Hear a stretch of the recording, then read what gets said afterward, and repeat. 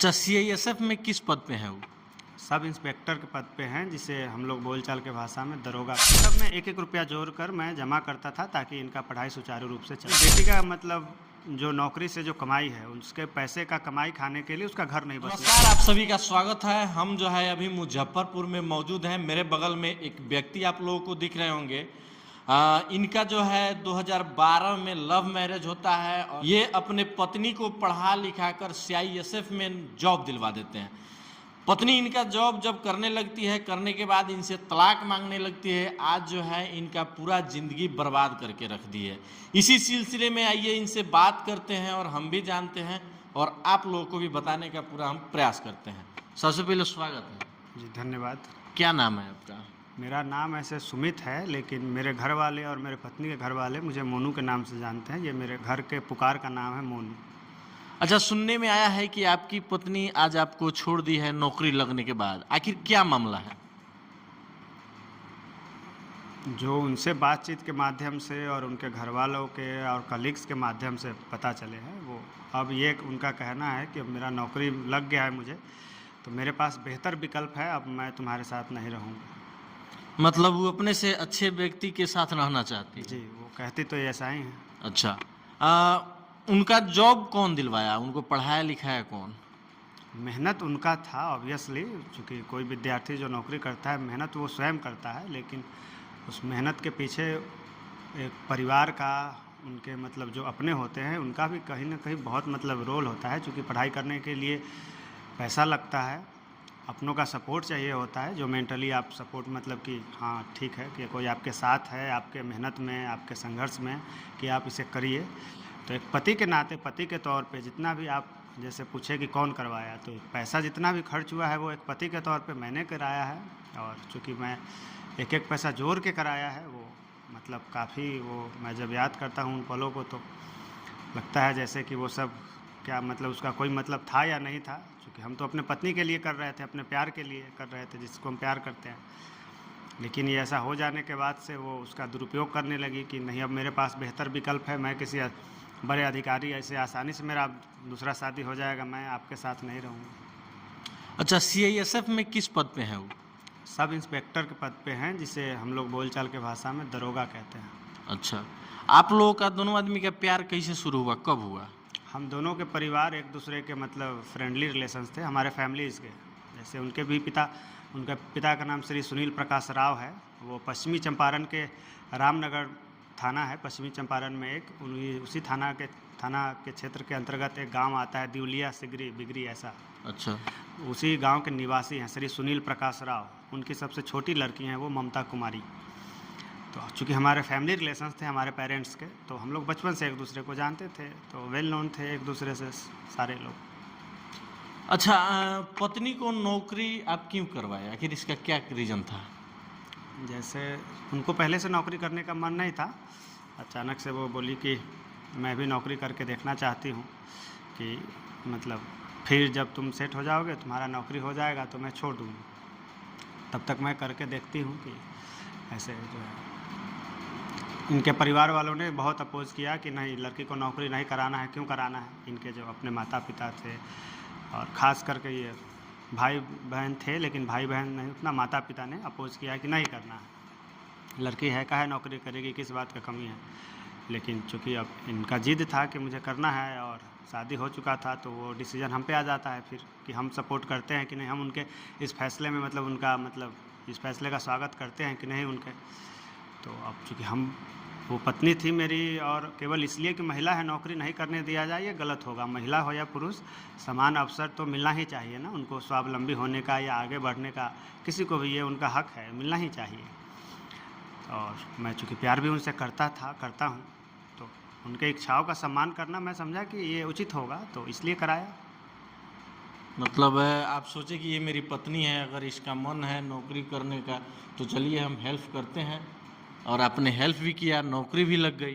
केवल हेल्प कहना इसको ठीक नहीं होगा। उनके नौकरी कराने के लिए जो संघर्ष से मैं गुजरा हूँ, ये वो जानती हैं, एक एक बात को वो जानती हैं, मैं जानता हूँ और ईश्वर जानते हैं इस चीज़। मतलब किस तरह का आपने संघर्ष किया, थोड़ा सा? मेरा खुद का पढ़ाई वहाँ उस वक्त चल रहा था, तो उस पढ़ाई से काट कर 1-1 रुपया जोड़ कर अच्छा। इनको पढ़ाने में मैं बता रहा हूँ, जब 1-1 रुपया मैं कहता हूँ तो ये केवल एक लोकोक्ति या कहावत या मुहावरा नहीं कह रहा हूँ मैं। वास्तव में 1-1 रुपया जोड़कर मैं जमा करता था ताकि इनका पढ़ाई सुचारू रूप से चल सके। अच्छा, उस समय आप भी पढ़ाई करते थे? हाँ, आप कहाँ पे पढ़ते थे? मैं पंजाब से इंजीनियरिंग कर रहा था। तो आप पंजाब में इंजीनियरिंग कर रहे थे, अपने पढ़ाई के दौरान पत्नी को भी पढ़ाना, ये मतलब पैसे आपके पास कहाँ से आते थे? मुझे पैसे गार्जियन से मिलते थे जो खर्च के लिए, इनके नौकरी से मतलब पढ़ाई करने के फ़ैसले से पहले, तो जो मेरा किराया उस वक्त हुआ था, मतलब होता था पहले, मतलब इनका पढ़ाई शुरुआत करने से पहले, तो उस किराए को मैंने मतलब उसमें 80% कट किया। अपना राशन वासन जो मैं ख़रीद के खाता था, वो गांव से अपना सारा अनाज, आलू प्याज, चावल, ये गेहूँ मैं ले जाता था, वहाँ सुखा के पिसवाता था। मैं घर से सब कुछ ले जाता था। तो जब मैं जोड़ा कि इनको पढ़ाई में कितना मतलब खर्च आएगा, जब इनसे पूछा कि इनको क्या चीज़ का पढ़ाई करना है, तो इन्होंने बोला कि अपने ही शहर से रहकर ये जनरल कंपटीशन का तैयारी वगैरह करना चाहती हैं। तो उसके लिए सबसे मेन था कि किराया का, जो अपने से यहाँ मुजफ्फरपुर से 10 किलोमीटर पे मेरा गांव है, मेरा घर है, वहाँ पे सब कुछ है। लेकिन वहाँ से आके एक ऐसे जनरली लड़के तो आकर वहाँ से पढ़ाई करते हैं, ट्यूशन वगैरह, चूँकि सड़क बहुत अच्छी है, लेकिन किसी महिला के लिए ये थोड़ा सा प्रायोगिक नहीं है, महिला के संदर्भ में ये प्रायोगिक नहीं है। तो उनको शहर में रखना था, तो किराया चाहिए, फिर घर में जो राशन होगा वो चाहिए। तो राशन वगैरह तो अपना खेत है, खेती बाड़ी होता है, तो वहाँ से हो गया। बात आया किराए का और ट्यूशन फीस का, बुक्स वगैरह का, इसका। तो मुझे जो वहाँ मिलता था, मेरा जो पहले किराया था, मैं सीधे उसके 10वें भाग के मतलब बराबर का एक छोटा सा किचन लेके उसमें रहने लगा। जहाँ 4500-5000 के आसपास मेरा किराया था, वहाँ मैं 400 का एक छोटा सा किचन लेके उसमें एडजस्ट हो गया कि उसी के स्लैब पे मतलब खाना एक साइड बना लूँगा, एक साइड बुक्स वगैरह रख लूँगा। और ये बहुत सारा, मैं संक्षेप में ही बता रहा हूँ आपको, चूँकि बहुत सारी चीज़ें हैं, लंबी हो जाएगी, फिर आपका ये इंटरव्यू लंबा हो जाएगा। तो और कॉलेज आना जाना सब पैदल करता था मैं, 5-5 रुपये बचाने के लिए, ताकि वो सब पैसा बचेगा, जमा होगा। फिर जब इससे भी नहीं हुआ तो वहाँ मैं कुछ ट्यूशन पकड़ लिया, कोचिंग वगैरह बच्चों को। ये मतलब काफ़ी इस तरह के बहुत सारे संघर्ष हैं, चूँकि आप जब पता करेंगे, मुझे लगता है अपने देश में ऐसे बहुत कम ही लोग होंगे जो अपने घर से अनाज, राशन, रॉ मटेरियल अपने कॉलेज ले जाकर वहाँ उस चीज़ को तैयार करा के पढ़ाई अपना करे, सर्वाइव। ले जाते होंगे बहुत लोग, मतलब ऐसा हो सकता है, लेकिन बहुत कम ऐसा प्रतिशत होगा। तो एक-एक चीज़, एक-एक रुपया, और नतीजा ये होता हुआ कि अपना पढ़ाई काफ़ी बैक होना शुरू हो गया। लेकिन फिर आगे चल के सब कुछ मतलब मेरा टाइम पे अपना डिग्री निकल पाया, जो कि निकलना भी मुश्किल था एक टाइम। सब कुछ करते हुए आदमी थकेगा, थकान होगा, पैदल कॉलेज आना जाना, खाना बनाना, खाना, सब कुछ, उसके बाद अपना पढ़ाई करना, लेक्चर अटेंड करना। तो काफ़ी मतलब बहुत दिक्कतों का सामना करना पड़ा। मतलब देखिए, हम आप लोगों को बता दें कि एक ऐसे ये व्यक्ति हैं जो कि पंजाब में उस वक्त पढ़ाई करते थे। बिहार से पंजाब ये घर से राशन, सब्जी वगैरह सब चीज़ लेकर यहाँ से जाते थे, ताकि वहाँ जो भी खर्चा हो उसको बचाया जाए, और उस पैसे से अपनी पत्नी को पढ़ाने का ये काम करते थे। जैसे इन्होंने बताया कि एक बड़ा सा रूम हम छोड़ के एक छोटा सा 4x4 का किचन में शिफ्ट हो गए, कहीं ना कहीं पैसा बचाने के कारण से, और उसी पैसा को भेज के हम अपने पत्नी को पढ़ा रहे थे, वो भी मुजफ्फरपुर जैसे बड़े शहरों में रख के। यहाँ का भी किराया जो है काफ़ी महंगा होता है, तो कहीं ना कहीं सब चीज़ करना था। और जो है पत्नी के लिए अगर गार्जियन से पैसा लिया जाए तो भी अच्छी बात नहीं है, तो शायद ये गार्जियन से पत्नी के लिए पैसा भी नहीं मांगते थे, कहीं ना कहीं अपने ही खर्चों से पैसे को बचाते थे, और उसी पैसे से जो है अपनी पत्नी को भी इन्होंने पढ़ाया और आज ऐसे मुकाम पे पहुंचा दिया। और मुकाम में पर पहुंचने के बाद पत्नी जो है अपने पति को ही लात मार दी। मतलब कहा जाए तो बात यही है, बात सही है। वही है, जैसे कि अब ये इनडायरेक्ट वे में यही कहेंगे, लेकिन इसमें अकेले उनका रोल नहीं है, उनके माता पिता जैसे मेरे सास ससुर जो है श्री सुनील प्रकाश राव ससुर हुए मेरे, अपनी बेटी का मतलब जो नौकरी से जो कमाई है, उसके पैसे का कमाई खाने के लिए उसका घर नहीं बसने दे रहे हैं। वो लोग नहीं समझा है उसको, सीधे से वो देख रहे हैं कि अगर उनकी लड़की का घर बस जाएगा या ये हो जाएगा तो वो अपने परिवार में और अपने आप को देखभाल करेगी सब कुछ, तो इनका जो फाइनेंशियल सपोर्ट हो रहा है ये बंद हो जाएगा। और ऐसा मैं नहीं कह रहा हूँ, मेरी पत्नी भी स्वयं कहती हैं अच्छा कि अगर मैं नौकरी छोड़ कर बैठ जाऊँगी तो वो लोग मुझे देखना नहीं पसंद करेंगे। मैं आपको सुनाता हूँ। चलिए देख सकते हैं, जैसे इन्होंने बताया कि इनकी पत्नी ही कभी खुद बोली है कि हम जो है नौकरी नहीं करें, 2 रुपया नहीं कमा रहे तुम कमाएं, तो कहीं ना कहीं मेरे मायके वाले हमको भी जो है छोड़ सकते हैं।